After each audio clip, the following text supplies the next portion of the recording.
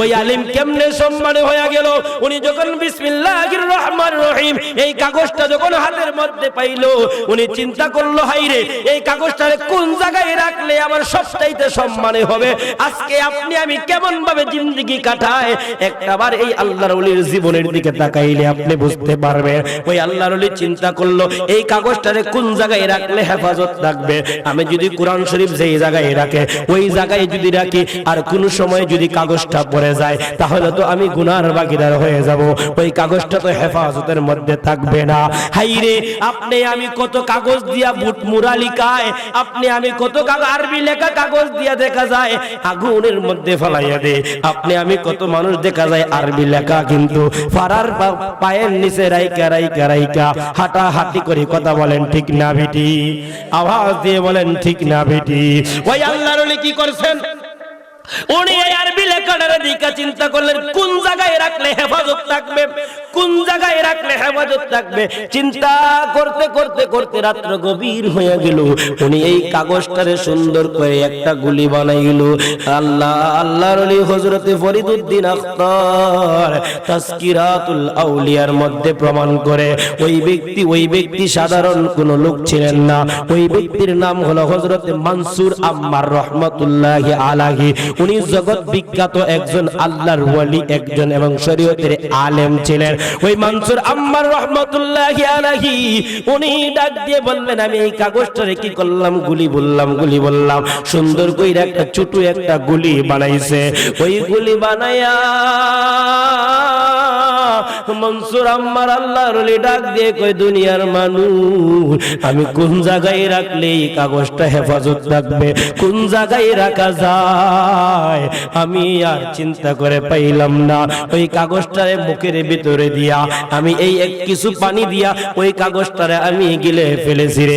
আজকে আমি কত আপনি আমি কত আরবি লেখারে পায়ের নিচে ফেলাই, আর ওই আল্লাহর ওলি মনসুর আম্মার রাহমাতুল্লাহি আলাইহি উনি কি করলেন? কাগজটারে আপনার কোথাও রাখে নাই, ওই কাগজটারে জংলায় ফালাই নাই, ওই কাগজটারে কোথাও কিন্তু রাখেন নাই। উনি কাগজটারে গুলি বললাম, উনি কি করলেন? ভিতরের মধ্যে উনি পানি দিয়া ভিতরের মধ্যে আপনি ঢুকাইয়া দিলেন। রাত্র যখন ঘুমায়া গেলি, হঠাৎ কে যেন আইসা ডাক দিয়ে কই, মনসুর রে, ও মনসুর, তুমি তো কাজটা ঠিক করো নাই। মনসুর আম্মার রাহমাতুল্লাহি আলাইহি ডাক দিয়ে বলেন, আমি কি এমন কাজ ঠিক করি নাই? ডাক দিয়ে বললেন, তাহলে তুমি শুইনা নাও। তুমি আমার নামের ইজ্জত করছো, আমার নামের সম্মান করতে যায়া ও মনসুর, এই কাগজটারে দুনিয়ার কোথাও রাখো নাই। তুমি এই কাগজটারে গুলি বইলা, এই কাগজটারে দিয়া তুমি কি করলা? তুমি পেটের ভিতরে তুমি খাইয়া ফেললা। ও মনসুর, তুমি তো কাগজ খাও নাই রে, আমি আল্লাহর এলমে লাদুনি মারিফতের এলেম তোমার ভিতরে তুমি ঢুকাইয়া নিছো। জবান খুলে বলেন না আল্লাহু আকবার। এই জন্যই আল্লাহু আকবার, ইয়া রাসূলুল্লাহ, আহলে সুন্নাত ওয়াল জামাত জিন্দাবাদ। ওই মনসুর আম্মা রাহমাতুল্লাহি আলাইহি উনি যখন ঘুম থেকে লাফ দিয়া উঠলো, উনি কেমন ভাবে আল্লাহর ওলি হয়ে গেছেন দেখেন। উনি যেই দোয়া করেন আল্লাহ সেই দোয়াই কিন্তু কবুল করেন। আমার মুরব্বি আব্বাজিরা চলতেছে, আর যুবকটা মাইকের আওয়াজ শুই না হঠাৎ করে একটা দৌড় মাইরা কই, এই জায়গায় কি যেন হইতেছে, আমি একটু এই জায়গায় গিয়ে একটু শুনি, এই জায়গায় গিয়ে একটু শুনি। ওই যুবক যখন আইসা মাহফিলের পাশে যখন দাঁড়াইলো, আল্লাহর ওলি মনসুর আম্মা রাহমাতুল্লাহি আলাইহি ডাক দিয়ে বললেন, কে আছো? কে আছো? 4 দিরহাম দান করবা। এই বৃদ্ধ লোকটাকে আমি তোমাদের জন্য 4টা দোয়া করব, যে দোয়া চাও আমি সেই দোয়াই তোমাদের জন্য করে দেব। ওই ব্যক্তি, যেই ব্যক্তি গাঞ্জুটার একজন আপনার খাস আপনার মুনিয়াছিল, কষ্ট পাইলেন বুঝি? কষ্ট পাইলেন বুঝি? ইয়াবা খাওয়া বালানা খারাপ, হ্যাঁ? এবার কি চলবে না বন্ধ হবে? মদ চলবে না বন্ধ হবে? ফেন্সিডেল চলবে না বন্ধ হবে? গাঞ্জা চলবে না বন্ধ হবে? সুদ চলবে না বন্ধ হবে? সুদের কথা কইলেই মসজিদের ইমামতি থাকে না, কথা কইন ঠিক না বেটি? ঘুষের ওয়াজ করলেই কিন্তু ইমামতি থাকে না, সুদের ওয়াজ করলেই আপনার ইমাম সাহেবের চাকরি থাকে না, ঘুষের ওয়াজ করলেই কিন্তু চাকরি থাকে না। আমি আমার অভিজ্ঞতা দিয়ে আমি একটা কথা আপনাদেরকে শেয়ার করতেছি, একটা ঘটনা। ও হুজুর কি ঘটনা? আমি এক জায়গায় গেছি জুমার নামাজ পড়ানোর জন্য, ঢাকা এলাকার মধ্যে। আমি যাওয়ার পর আমাকে বলেছেন হুজুর আপনি সুন্দর কইরা মিলাদুন নবীর আলোচনা করবেন। আমি আলোচনা করলাম, আলোচনা করতে করতে করতে করতে করতে হঠাৎ করে একটা প্রসঙ্গের মধ্যে চলে আসলো, সুদের বিষয় একটু চলে আসলো, ঘুষের বিষয় চলে আসলো। মাঝখান দিয়ে আমি একটু গুতা দিলাম সুদ আর ঘুষের ব্যাপারে। আমার ইন্টারভিউ শেষ, আলোচনা শেষ, নামাজও পড়াইলাম, কত সুন্দর নামাজ পড়াইলাম। আমি জিজ্ঞেস করলাম, আমাকে বলছে হুজুর হাদিয়া কত দিলে খুশি হবেন? আমি বললাম হাদিয়া আপনারা কত দিবেন আপনারই ভালো জানেন। আমারে বলতেছে হুজুর, একজন আয়েশা বলতেছে, মুয়াজ্জিনে বলতেছে হুজুর, ও হুজুর আগের হুজুরের হাদিয়া ছিল 15,000, আপনারে হাদিয়া দেওয়া হবে 18,000। আপনি যদি এই জায়গায় থাকেন, তারপরে যদি ফ্যামিলি নিয়ে আসেন, তারপরে আপনারে আরো হাদিয়া বাড়াইয়া দেওয়া হবে। আমি বললাম ঠিক আছে, এখন আমি জানতে চাই কই কি? কই আমারে তারা পছন্দ হইছে নি। সভাপতি হঠাৎ করে ডাক দিয়ে কয় না পছন্দ হইছে না। আমি কইলাম মারছেরি হাদিয়া আমাদের কথা সব সেরে লইতেছে, কিন্তু আমারে বলি পছন্দ হইছে না। আমি বললাম কে রে, এত সুন্দর ওয়াজ করলাম, কেন আপনি পছন্দ করেন নাই? সেক্রেটারি কয় পছন্দ করবো না তোমারে, তোমারে মনে কেউ কইয়া দিছে, আমি দে তোলে তোলে খাই এমনি। এখন সভাপতি কয় তুমি হবিগঞ্জ থেকে আইছো বুঝি, তোমারে কেনাই কইয়া দিছে আমার মুসল্লির মধ্যে? আমি জানি তোমারে কেনাই কইছে, কিন্তু তোমারে কেনাই কইয়া দিছে যে আমি মাইজে মাইজে আজারও লাগাই। আমি ওই মাইজে লিখছি, আমি নতুন বেড়া, আচ্ছা কইছে না আমি কি বালাপুরা জানি? সভাপতি কেনা সেক্রেটারি কেনা এটাও আমি জানি না বালা হইয়া। কিন্তু ওয়াজের শেষে মুয়াজ্জিনে কয় হুজুর আলোচনা সেই হইছে, আপনার ফাড়াই লিছুন, একবারে ফাড়াই লিছুন, আপনি চাকরি নিচ্ছি। কিন্তু সভাপতি কে সেক্রেটারি কে শেয়ারায় কইছে হবে না হবে না। আমি বললাম কেন? কই আপনি সব ওয়াজ করছেন বালা, কিন্তু এই দিকে না গেল তে আপনি হাম হয়ে গেছিল গিয়া। আমি বললাম কোন দিকে কোন দিকে? ওই যে আপনি কইছেন আজারো কইছেন দে। আমি কো সুদ আর ঘুষের কথা কইছি দে।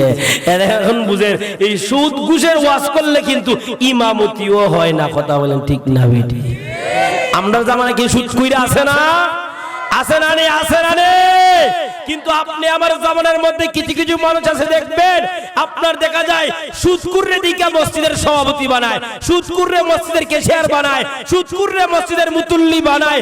এ দুনিয়ার মানুষ একটাবার চিন্তা করো, তোমার ভিতরে আল্লাহ বিবেক দিয়েছে, দুনিয়ার সবচাইতে বড় আদালত হলো তোমার বিবেক। তুমি আজকে টাকার জন্য মসজিদের সবচাইতে বড় দায়িত্বশীল বানকে তুমি সুদকুররে তুমি বানায় দিছো।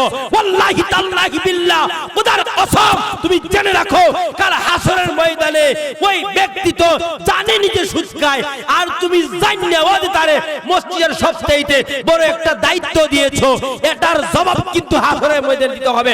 কথা বলেন ঠিক না বেটি? কথা বলেন ঠিক না বে ঠিক?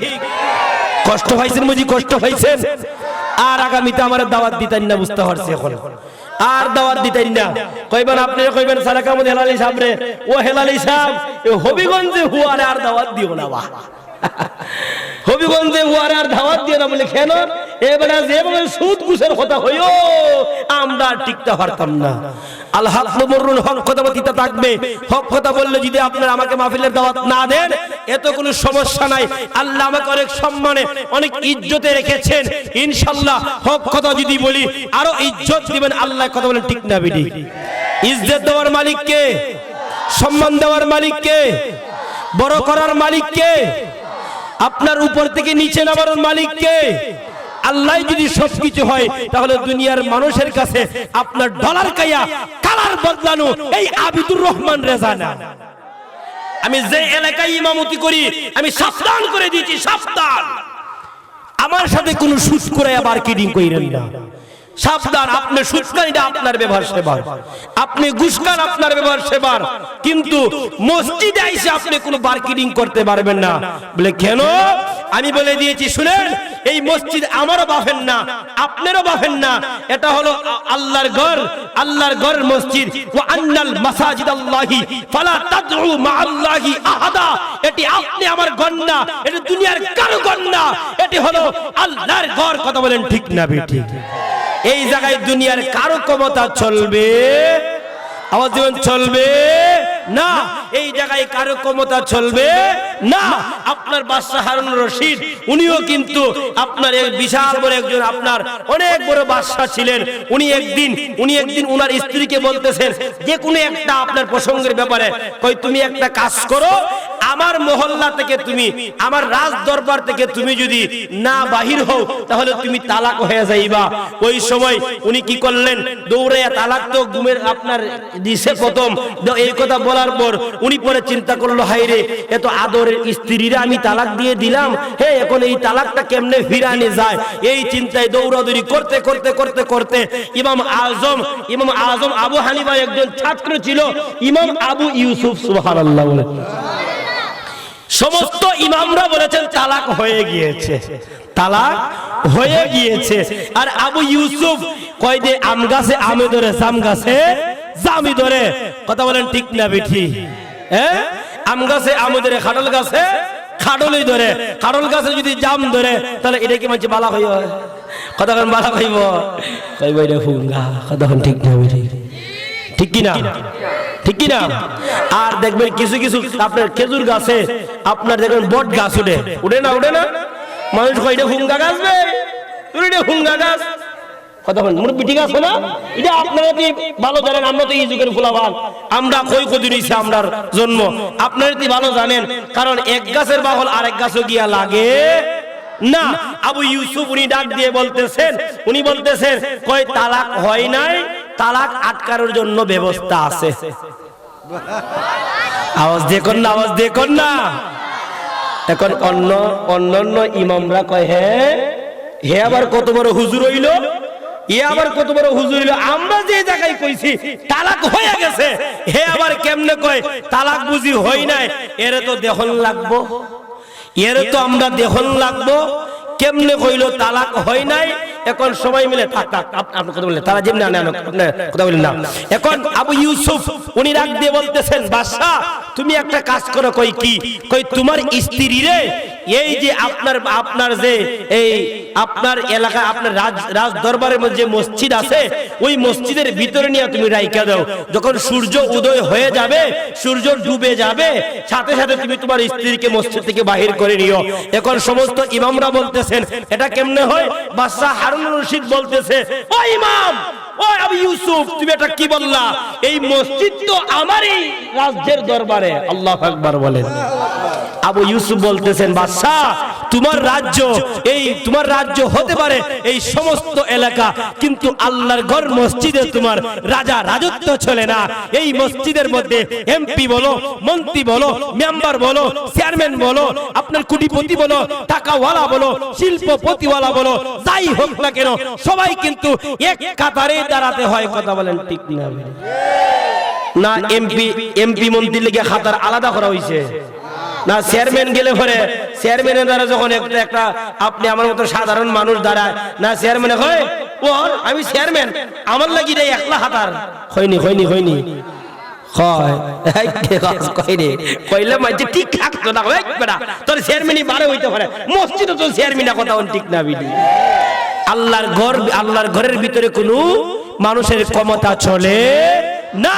এই জন্যই বলি, আপনি যে মসজিদের সবচেয়ে বড় দায়িত্বটা কোন মানুষের হাতে দিচ্ছেন, কোন মানুষের কাছে দিচ্ছেন, ও বাবা একটাবার চিন্তা করো, ওই মানুষটা কি ওটার জন্য যোগ্য?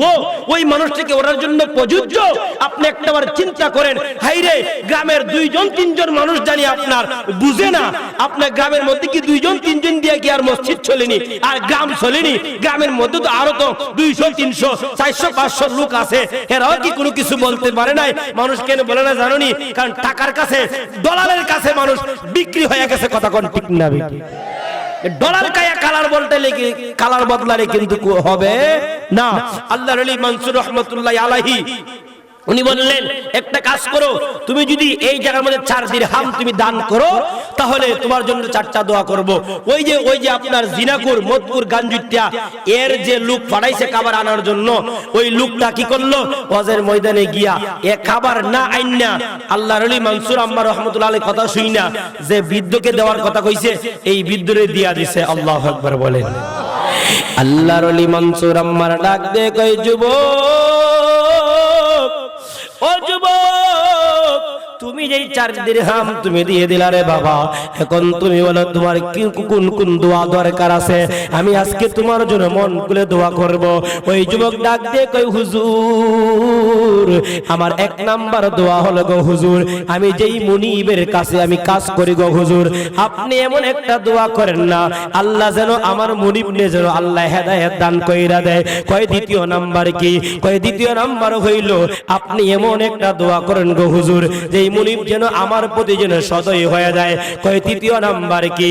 কয় তৃতীয় নাম্বার হইল আপনি এমন একটা দোয়া করেন আল্লাহ যেন আমার মুনিবরে যেন বড় একটা আল্লাহর ওলি বানায় দেয়। কয় চতুর্থ নাম্বার কি? কয় চতুর্থ নাম্বার হইল আপনি এমন একটা দোয়া করেন হুজুর, আমার মুনিব যেন এই খারাপ কাজ সব কিছু চাইরা যেন 5 ওয়াক্ত নামাজের দিকে যেন ধাবিত হয়ে যায়। আল্লাহর ওলি যখন 4টা দোয়ার কথা যখন দোয়া করলেন, হাতটা তুইলা আল্লাহর কাছে দোয়া করছে রে, আল্লাহর ওলি দোয়া করতে দেরি, আমার আল্লাহ দোয়া কবুল করতে দেরি না, কারণ আল্লাহর ওলিদের দোয়া কিন্তু আল্লাহ কখনো ফিরায় না। আল্লাহর ওলিদের জবান আল্লাহর কুদরতি জবান হয়ে যায়। সিবগাতুল্লাহি ওয়া মান আহসানু মিনাল্লাহি সিবগা, আমার আল্লাহ কই যারা আমি আল্লাহর রঙে রঞ্জিত হয়ে গেছে, আমি আল্লাহর যারা সন্তুষ্ট করতে পারছে, আমি আল্লাহ তার হয়ে গেছি। মান্নাহুল মাওলা ফালাহুল কুল, যারা আমি আল্লাহরে খুশি কইরা ফলাইছে, আমি আল্লাহ পাক রব্বুল আলামিন আমি তাদের জন্য সমস্ত জাহানটারে আয়ত্ত কইরা দিছি। আর তারা যেই জবান দিয়ে কথা কইব তাদের জবান থাকবে না, আমি আল্লাহর কুদরতি জবান হয়ে যাইব। তারা যে কান দিয়ে কথা শুনবে তাদের কান থাকবে না, আমি আল্লাহর কুদরতি কান মোবারক হয়ে যাবে। তারা যে হাত দিয়ে কথা তারা যে হাত দিয়ে কাজ করবে, এই হাত তাদের হবে না, আমি আল্লাহর কুদরতি হাত হয়ে যাবে। তারা যে পা দিয়ে তারা চলাফেরা করবে, এই পা কিন্তু তাদের থাকবে না, আমি আল্লাহর কুদরতি পা মোবারক হয়ে যায়। এই জন্যই আমার আল্লাহ পাক রব্বুল আলামিন বলে ওলি আউলিয়াদের দরবারে তোমরা বেশি বেশি যাইবা। আল্লাহ কেমনে কইছে? 8 ঘরের মানুষরা বলতে পারেন হুজুর মনে হয় বানোয়াট কথা বলতেছে, আমরা বিশ্বাস করি না, বিশ্বাস করি না। আমার আল্লাহ ডাক দিয়ে বলেন ইন্না রাহমাতাল্লাহি কারীবুম মিনাল মুহসিনিন, ইন্না নিশ্চয় রাহমাতাল্লাহি, যদি আমি আল্লাহর রহমত পেতে চাও, কারীবুম মিনাল মুহসিনিন, তাহলে দুনিয়ার কোথাও তোমরা যাওয়া লাগবে না, তোমরা মুহসিন বান্দাদের দরবারে যাইবা। এখন প্রশ্ন হইল ও হুজুর, আল্লাহ যে কইছে মুহসিন বান্দারা কারা, ওই মুহসিন বান্দাদেরকে আমরা চিনব কিভাবে? ওই মুহসিন বান্দাদেরকে চিনব কিভাবে? মুহসিন বান্দা কাদেরকে বলা হয়? এইজন্যই আল্লাহ আল্লাহ অন্য আয়াতে বলতেছে সিবগাতুল্লাহি ওয়া মান আহসানু মিনাল্লাহি সিবগা, মুহসিন বান্দা হইল তারা যারা আমি আল্লাহরে খুশি করেছে, আমি আল্লাহ তাদেরকে ওয়া নাহনু লাহু আবিদুন, আমি আল্লাহ আবেদ বানায়া দিছি, আল্লাহর ওলি বানায়া দিছি, তারাই হইল মুহসিন বান্দা। জবান খুলে বলেন আল্লাহু আকবার। ওই মনসুর আম্মার ডাক দিয়ে কই যখন 4টা দোয়া করলেন রে বাবা, আমার আল্লাহ 4টা দোয়া কবুল করতে বেশি দেরি হয় নাই। হাইরে হাইরে, ওই ব্যক্তি কি করলেন? তার মালিকের দরবারে গেছেন, গিয়া বলতেছেন ও আমার মুনিব, ও আমার মুনিব। যখন তারে ঘুম থেকে জাগ্রত করলো, ডাক দিয়ে বলতেছেন তুমি কি আনছো? কই কোনো কিছু আনি নাই। কই কেন তুমি আনো নাই? কই অমুক জায়গায় আমি এমনি ভাবে 4 দিরহাম দান কইরা ফলাইয়া দিছি। ওই যে 1 নাম্বার দোয়া চাইছিল, আপনি দোয়া করবেন আমার মুনিবরে যেন আল্লাহ যেন হেদায়েত দান করে। এই কথা বলতে দেরি, ওই মুনিবের মাথাটা নিচু কইরা ফলাইয়া দিছে। এই জন্যই আল্লাহর রহমত যখন যার ভিতরে ঢুইকা যায়রি ওই মানুষটা বান্দা থেকে আল্লাহর ওলি হয়ে যায়। ওই বান্দাটা বান্দা থেকে বান্দা থাকে না আল্লাহর ওলি হয়ে যায়। লা তাকনাতু মির রাহমাতিল্লাহ। আমার আল্লাহ কই বান্দা যদি পাহাড় পরিমাণ তুই গুনাহ করো, তুই পাহাড় পরিমাণ গুনাহ কইরা গুনাহ করতে করতে জীবনটারে বরবাদ করে ফেলাইছো, তারপরে তুই নৈরাশ হইস না। লা তাকনাতু মির রাহমাতিল্লাহ। আমি আল্লাহর রহমত থেকে তুই নৈরাশ হইস না রে বান্দা।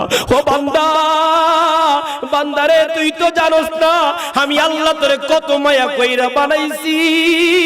আমি তোদেরকে যখন বানানোর কথা বলেছিলাম, আমি এবার বানানোর কথা বলার পরে ফেরেশতারা বলছিল আল্লাহ গো, মানুষ আপনি বানায়েন না, আদম সন্তান আপনি বানায়েন না। আদম সন্তান বানাইলে তারা কিন্তু দুনিয়ার জমিনে একজন আরেকজনে মারামারি করব, এর একজন আরেকজনে কাটাকাটি করব, রক্তপাত করব রে বান্দা। আমারে কিন্তু ফেরেশতারা বাধা দিয়েছিল। ও বান্দা, তোদেরকে কত মায়া কইরা আমি আল্লাহ বানাইছি। আমি আল্লাহর 100% মায়ার মধ্যে আমি 99% মায়া আমি আল্লাহর কুদরতি অন্তর মুবারকের মধ্যে রাখছি। আর 1% মায়া আমি আল্লাহ দুনিয়াতে ডাইলা দিছি। আমি মানুষের মধ্যে দিছি, পশুর মধ্যে দিছি, সাপের মধ্যে দিছি, বিশ্বর মধ্যে দিছি। আমি এইভাবে যতগুলা এই আল্লাহর সৃষ্টির মধ্যে গাছপালা থেকে শুরু করে সব কিছুর মধ্যে আল্লাহ 1% মায়া দিছে। 1% মায়া পায়া যদি দুনিয়ার মানুষ যদি এত পেরেশান হইয়া যায় রে, সন্তান মারা গেলে মা দেখা যায় সন্তানের সুখে মা কিন্তু পাগল হইয়া যায়। কথা বলেন ঠিক না বেটি? বাবা মারা গেলে সন্তান বাবার জন্য কান্না করতে করতে, মায়ার কান্না করতে করতে সন্তানের মাথার বেইন আউট হয়ে যায়। কথা বলেন ঠিক না বেটি? যুবক দেখা যায় যুবতীর প্রেমে যখন পাগল হয়ে যায়, একজন আরেকজনে এখন এই কথা বলার পর কিন্তু কিছু কিছু যুবক বলা হইতো না, কইব হুজুর এখন বুঝি আমরার কাছে আইছে, হাই হাই সামনে আরো আগাইতেছি। আমার নবী আপনার নবী ডাক দিয়ে কয় আল্লাহ 1% মায়া দেওয়ার পর একটা যুবক একটা যুবতীর যখন ভালোবাসে, মহব্বত করে, বাবা কিন্তু 18 বছর পর্যন্ত যুবতীরা লালন পালন করে। আর একটা যুবক একটা মাস সম্পর্ক করার পর এত মায়া মায়া মায়া 18 বছরের জিন্দেগি বইলা গিয়া ওই মহিলা 1 মাসের মায়ায় পইরা কিন্তু বাবার বাড়িতে পালায়া যুবকের হাত ধইরা চলে যায়। কথা বলেন ঠিক না বেঠি? 1% মায়া পায়া যুবক দেখা যায় যুবতীর জন্য এত পাগল। একজন আরেকজনের अवेलेबल ঘটনা আপনারা ইন্টারনেট তথ্য প্রযুক্তির যুগে আমি বলবো যে এই কথা আমার কথা মিথ্যা বলবেন না। না না, ইউটিউবে ফেসবুকে চার্জ দিলে আপনি পাবেন একজন আরেকজনের প্রেমে ভালোবাসায় মগ্ন হইয়া মা বাবা যখন তাদের সাথে যখন মানে না, বাবাও মানে না, সন্তানও মানে না, ভাই বোন কেউ তাদের বিবাহ মানে না, একজন আরেকজন দুইজন দুই দাড়িতে রশি লাগাইয়া আপনার পাশির কাছে কিন্তু জুল্লা যায়। কথা বলেন ঠিক না বেডি? কই এমন জীবন রাখতাম না যেই জীবনে আমি তোমারে ভাইতাম না, এমন জীবন আমার দরকার নাই। আমি কই এই ধরনের প্রতিজ্ঞা করার দরকার নাই রে যুবক। তোরা যদি কোনো মেয়ের যদি তোদের যদি ভালো লাগে, তোদের মা বাবা যদি তোরা যদি বিয়া না করাইয়া দেয়, আমার নাম্বার রাখিস, আমার নাম্বারে তোরা কল দিবে। তোদের মা বাবার পায়ে হাতে পায়ে দইরা হইল আমি তোদের মা বাবার হাতে পায়ে দইরা হইল আমি রাজি করব। তারপরও কোনোদিন কোনো মেয়ের নিয়া ফালাইয়া যাইস না, তারপরও কোনোদিন একজন আরেকজনের সাথে খারাপ ধরনের কাজ কারবার করিস না, একজন আরেকজনের জন্য ফাঁস লাগাইয়া দিস না, বিষ লাগাইয়া দিস না। এমন মরা মইরো না রে, যেই মরা মরলে পরে দুনিয়ার মানুষও তোমাদেরকে আপনার ঘৃণা করে এবং মরার পর জান্নাত নাই জাহান্নাম নাই। এমন মরার চিন্তা আপনি কইরেন না। ও যুবক, দে তোর কদমটা আমার কাছে দে। আমি আবিদুর রহমান রেজা তোর বয়সী সন্তান। কিন্তু যুবক আমি একটা কথা তোরে বলে দিয়ে যাই রে যুবক, আজকে এই আল্লাহ 1% মায়া দেওয়ার কারণে 1% মায়া পায়া যদি বান্দা যদি এত কিছু করতে পারে, এত কিছু যদি করতে পারে রে, আমার আল্লাহ কয় আমি আল্লাহ 99% মায়া দিয়ে তোরে বানাইলাম। ওই 99% মায়া আমি আল্লাহর কুদরতি অন্তর মুবারকের মধ্যে। ও বান্দা, তুই পাহাড় পরিবার গুনাহ কইরা যদি আমি আল্লাহর যদি একবার যদি কস আল্লাহ,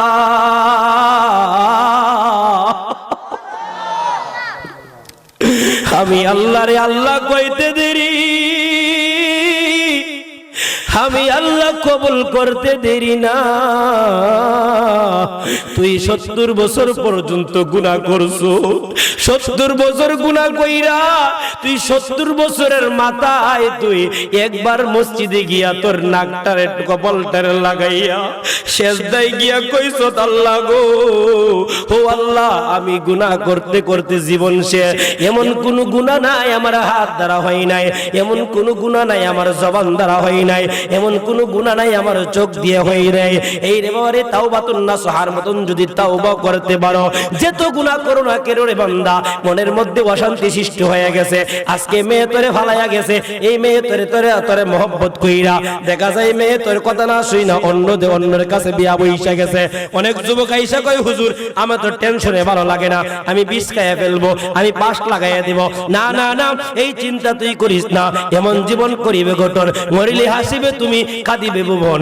এমন জীবন করিও না ঘটন, মরিলে হাসিবে, মরিলে কাঁদিবে তুমি, হাসিবে ভুবন। হাইরে তুমি যদি এমন জিন্দেগি কাটাও, মানুষ তোমার লাশ দেখলে কইব এর মতন নাফরমান দুনিয়াতে আর কেউ নাই। আর যদি জিন্দেগির মতন কাটাইতে পারো, জিন্দেগির মতন কাটাইতে পারো, কত আল্লাহর ওলিরা কিন্তু আপনি যদি মসজিদের মধ্যে কপালটারে লাগাইয়া নাকটারে লাগাইয়া যদি আল্লাহ কয় একটা ডাক মাইরা কয়, আল্লাহ ও আল্লাহ গো, এত গুনাহ করছি, যেই গুনাহ মানছে দেখলে বলে লাঠি পিঠাইয়া গ্রাম থেকে তাড়াইয়া বাহির কইরা দিব। এত বড় বড় গুনাহ করছি গো আল্লাহ, সমাজের মানুষ জানলে আমারে কিন্তু আস্থা রাখবে না। আল্লাহ তুমি তো মালিক, তুমি তো খালিক, তুমি তো গফফার, তুমি তো রহমান, তুমি তো রহিম গো আল্লাহ। ও আল্লাহ, তোমার রহমান নামের উসিলায়, তোমার খালিক নামের উসিলায়, তোমার গফফার নামের উসিলায় আমি নাকটারে কপালটারে তোমার মসজিদে লাগাইলাম। যতক্ষণ পর্যন্ত মাফ না করবা আমি আল্লাহ, ও আল্লাহ, আমি ততক্ষণ পর্যন্ত কপাল নাক উঠাইব না। আমার আল্লাহ কয়, বান্দা যখন জীবনের তাওবা নিয়া যখন জীবনটারে সবকিছু বিলাইয়া যখন আমি আল্লাহর কাছে যখন তাওবা করে রে, আমি আল্লাহর কাছে যখন তাওবা করে, আমি আল্লাহ তার তাওবা কবুল করতে বেশি দেরি হয় না। নবীর একজন সাহাবী এত বড় আপনার গুনাহ করছে, এই গুনাহ করার পরও কিন্তু আমার আল্লাহ কিন্তু মাফ কইরা দিছে। কেমনে ও হুজুর, কেমনে? নবীর একজন সাহাবী আপনার মদিনা শরীফের মধ্যে একটা মেয়েরে কিন্তু বালা পাইতো। ওই মেয়েরে বালা পাওয়ার পর ওই সাহাবীরা কি করলেন, ওই যুবকটা কি করলেন, ওই মেয়েটারে দুনিয়াতে পাই নাই। ওই মেয়েটা আল্লাহর কাছে ডাক দিয়ে কই, আল্লাহ গো, যদি আমি সৎ হই তাহলে আল্লাহ তুমি আমার দুনিয়া থেকে উঠাইয়া নাও। আল্লাহ এই কথা বলতে দিলে আমার আল্লাহ মেয়ের কথা কবুল কইরা নিছে রে বাবাজিরা। এই মেয়ে মারা যাওয়ার পর ওই যুবক চিন্তা করলো, মেয়েরে যেহেতু জীবিত থাকতে পাইলাম না, ওই মেয়েরে আমি এখন মরার পর কিন্তু মেয়ের আমি বুক কইরা ছড়াই দিব। ওই মেয়েটারে দাফন কাফন কইরা যখন আসলো, সবচাইতে সুন্দরী মহিলার দাফন কাফন করলো, যেই মেয়ের চেহারা কিন্তু দুনিয়ার কোনো মানুষ দেখে নাই, যেই মেয়ের চেহারা কিন্তু তার মা বাপ ছাড়া কেউ কিন্তু দেখে নাই। ওই যুবকটা কি করলো, কবরটারে খনন কইরা ওই লাশটারে আপনার কবর থেকে তুইলা ওই লাশের সাথে আপনার জিনা করতে শুরু কইরা ফলাইয়া দিল। ওই মেয়েটা আগে কই, আল্লাহ গো, ও আল্লাহ, আমি দুনিয়া থাকতে আমাকে কিন্তু কেউ কিন্তু বক্ষণ করতে পারে নাই, কেউ কিন্তু কোনো কিছুই করতে পারি নাই, মারা গিয়েছি গো আল্লাহ, তারপরে কিন্তু আমি বাঁচতে পারি নাই। আল্লাহ গো, আমি দুনিয়ার কারো কাছে আমি বিচার দেই নাই, আমি তোমার কুদরতি কাট করায় আমি বিচার দিলাম। ওই যুবকটা যখন এই মেয়ের যখন আপনার জিনা করলো, জিনা কইরা আপনারা যখন চলে আসলো, বাড়িতে আসার পর ভিতরে জ্বালা শুরু হয়ে গেছে রে। ওই যুবকটা চিন্তা করলো, হাই রে, এখন আমি কি করি, আমার তো কোনো কিছু মন পাই না, আমার তো কোনো কিছু ভালো লাগে না। এমন যুবক আছে রে, হাই রে, অনেক সময় 4 বছর 5 বছর সম্পর্ক করার পর দেখা যায় মেয়েরে যদি না পায়, বিষের বোতল হাতে নিয়ে বিষ খায়া ফেলায়। আইরে বাবা রে, ওই আপনি বিষ দেখাইলেন, আপনি বিষ খায়া তো আপনি মারা গেলেন, জান্নাত পাইলেন না জাহান্নাম পাইলেন না। আল্লাহ আপনার এমন ভাবে এমন একটা অবস্থায় শাস্তির মধ্যে রাখবে, আপনি তো মরে যাবেন, কিন্তু যেই মেয়ের জন্য আপনি বিষ খাইলেন, যেই মেয়ের জন্য আপনি গলার মধ্যে ফাঁস লাগাইয়া দিলেন, একটা বার কি চিন্তা করছো আমি তো মারা যাব, ওই মেয়েটিকুই অন্যর ঘরে গিয়া সংসার করব, তাহলে লাভ হইল কি? তুমি মারা গেলা কিন্তু মেয়ে বেঁচে আপনার শান্তিতে জিন্দেগি কাটাইতেছে। এই জন্য এমন জিন্দেগি আমরা চাই কি চাই না? আর কয় চাই বলে চাই না বলেন। যেই জিন্দেগির মধ্যে আপনার মেয়ের প্রেমে পড়ে জীবন দিতে হয়, এটা দরকার আছে? কথা কোন দরকার আছে? বুঝে না, বুঝে না। গভীর মনোযোগ। আমি কি বলতে চেয়েছিলাম, আমি কেন আলোচনাটা এমন ভাবে গুছানোর চেষ্টা করতেছি, আমি কিন্তু এই আলোচনার একটা জায়গার মধ্যে রাইখা আসছি। ওই যুবকটা কেন ওই মেয়েটারে এমন ভাবে জিনা করলো, একটা দৌড় মারছে আমার নবীর কাছে গিয়া ডাক দিয়ে বললেন, ইয়া রাসূলুল্লাহ, নবী গো, ও মায়ার নবীজি, ও দয়ার নবী গো, আমি এমন একটা পাপ কাজ করছি গো নবীজি, আমি এমন একটা পাপ কাজ করছি, ইয়া রাসূলুল্লাহ, নবীজি আল্লাহ আমারে মাফ দিবনি। আমার নবী কই, কি পাপ করছো? কই, ইয়া রাসূলুল্লাহ, এমনি এমনি মেয়েটারে কবর থেকে খনন কইরা আমি ওই মেয়েটার সাথে আমি জিনা করছি। আমার নবী ডাক দিয়ে কই, যাও যাও, তুমি আমার সামন দিক থেকে তুমি চইলা যাও। আমার নবীর কাছ থেকে যখন আপনার চলে গেল রে বাবাজিরা, আমার নবীর কাছ থেকে চলে যাওয়ার পরে ওই যুবকটা আর কোথার যাওয়ার জায়গা নাই, ভিতরে জ্বালা সৃষ্টি হয়ে গেল। ওই যুবকটা পাহাড়ের চূড়ার মধ্যে চলে গিয়া আল্লাহ আল্লাহ কইরা কানতে কানতে কানতে চোখ দিয়ে আর পানি বাহির হয় না, ওই চোখ দিয়ে রক্ত বাহির হওয়া শুরু হয়ে দিছে। তারপরও যুবক কান্নে, তারপরও যুবক কান্না করে, কান্না করলেই কিন্তু চোখ দিয়ে আপনার রক্ত বাহির হয়। কানতে কানতে কানতে হঠাৎ করে আমার নবীর কাছে জিব্রাইল পাঠিয়ে দিল, জিব্রাইল যা যা বন্ধুরে জানাইয়া দে, লা তাকনাতু মির রাহমাতিল্লাহ, আমার বান্দা যদি পাহাড় পরিমাণ গুনাহ করে আমি আল্লাহ আল্লাহর ডাকলে আমি আল্লাহ মাফ কইরা দে। যা যা যা রে জিব্রাইল, আমার বন্ধুরে জানাইয়া দে, যেই যুবকরে তাড়াইয়া দিছিল আমি আল্লাহ ওই যুবকরে মাফ কইরা দিছি। হায়রে, আমার আল্লাহর কাছে কোনো কিছুই কমতি নাই। আমার নবীজি ওই যুবকটারে তাড়াতাড়ি কুছ করাই আনলেন, আনার পর বললেন, আমার আল্লাহ তো তোমারে মাফ কইরা দিছি। এই জন্যই আল্লাহ কয়, আল্লাহ এই জন্যই আল্লাহ কয়, লা তাকনাতু মির রাহমাতিল্লাহ, বান্দা যে তুই গুনাহ করস না কেন, আমি আল্লাহ কিন্তু আমি আল্লাহরে একবার ডাকলে আমি আল্লাহ মাফ কইরা দিব। এই জন্যই কবি কয়, ডাকার মতন যদি আল্লাহরে ডাকতে পারো তাহলে আমার আল্লাহ তোমার ডাকে সাড়া দিবে। কথা বলেন ঠিক না বেটি? এই আমার বন্ধু, ও আমার আটঘরের আব্বা, ওই যুবক গিয়া ডাক দিয়ে বলেন, ভাই আমি এইভাবে চারটা দোয়ার মধ্যে দুইটা দোয়া কবুল হইল, আরেকটা দোয়া হইল আমি আপনি দোয়া করবেন সে যেন পাক্কা নামাজি হয়ে যায়, এই দোয়াটাও কবুল হইল। আরেকটা দোয়া হইল সে যেন আমার প্রতি আর জুলুম না করে। এই চারটা দোয়া যখন কবুল কইরা ফলাইয়া দিল, এমন ভাবে আমার আল্লাহ কবুল করছে গো। কিসের বিনিময়ে? ওই মতকুরের 4 দিরহামের বিনিময়ে আমার আল্লাহ পাক রব্বুল আলামিন তারে এমন ভাবে কবুল করছে, আমার আল্লাহ তাআলা জামান আর আল্লাহর ওলি বানায়া দিছে। জবান করে বলেন না আল্লাহু আকবার। এই যুবক যদি 4 দিরহাম যদিও তার গোলামে যদি 4 দিরহাম দান করলে পরে যদি আল্লাহর ওলি হিসাবে পরিণত হয়ে যায়, এ কোন যারা পাপের কাজের মধ্যে লিপ্ত আছো, এ কোন যারা গুনার কাজের মধ্যে লিপ্ত আছো রে যুবক, ও যুবক, তোর কদমে হাত দিয়ে আমি বলি, আমার তোর কদমটা আমার হাতের মধ্যে। বাবা কই যান? হ্যালো হ্যালো, কই যান? আচ্ছা চলো, মারহাবা, আওয়াজ মারহাবা। চলবো তো ফদার ওদের কিন্তু স্টেজ আইছে, চিন্তা করেন না, অল্প কিছুক্ষণের মধ্যে আপনাদের হাতে হাতে চলে যাবে। কথা বলেন ঠিক না ঠিক? আওয়াজ বলেন ঠিক না ঠিক? ওই যুবকরে আল্লাহ এমন ভাবে বানায়া দিছে, এমন ভাবে মাফ করছে, জামানার বিখ্যাত আল্লাহর ওলি বানায়া দিছে গো। এই জন্যই আটঘরের বাবাদের কাছে, আটঘরের যুবকের কাছে আমি জানতে চাইবো, আপনি আমার জীবনতে অনেক গুনাহ, আপনি আমার জীবনতে অনেক গুনাহ করছি রে আমার বাবাজিরা। একটাবার যদি চিন্তা করো একটা বার যদি চিন্তা করো গুনাহ করতে করতে জীবনটারে বরবাদ কইরা ফলাইয়া দিছি, আজকে এই জায়গার মধ্যে 8 ঘর মাসবারা পুরাতন যাবে মসজিদের উদ্যোগে মাহফিল। হাইরে যুবক, যদি চিন্তা করো আমার জীবনে কোনো কিছুই করতে পারি নাই, আমার জীবনে কোনো কিছুই করতে পারি নাই, আজকে এই 8 ঘরের মাসবারা পুরাতন যাবে মসজিদের মধ্যে, হাইরে একটা বার যদি গিয়া যদি মসজিদে ঢুইকা যদি গিয়া আল্লাহরে আল্লাহ কইয়া যদি ডাকতে পারো, আর জীবনের মতন যদি তওবা করতে পারো, আর যদি কস আল্লাহ গো আমি জীবনে অনেক গুনাহ করছি, আমি তোমার ঘর মসজিদের মধ্যে কিছু দান করব, তোমার ঘর মসজিদের মধ্যে কিছু দান খয়রাত করব, এর বিনিময়ে আল্লাহ তুমি maaf কইরা দিবা।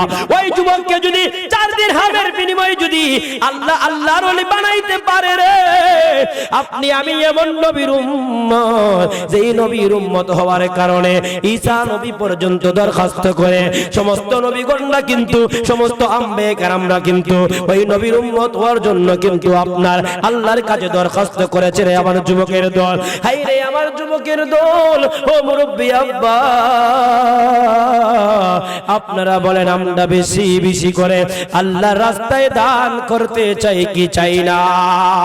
আওয়াজ দিয়ে বলেন চাই কি চাই না? এখন এই জায়গার মধ্যে আপনার অনেকগুলা সাবজেক্ট শিক্ষণীয় বিষয় আছে।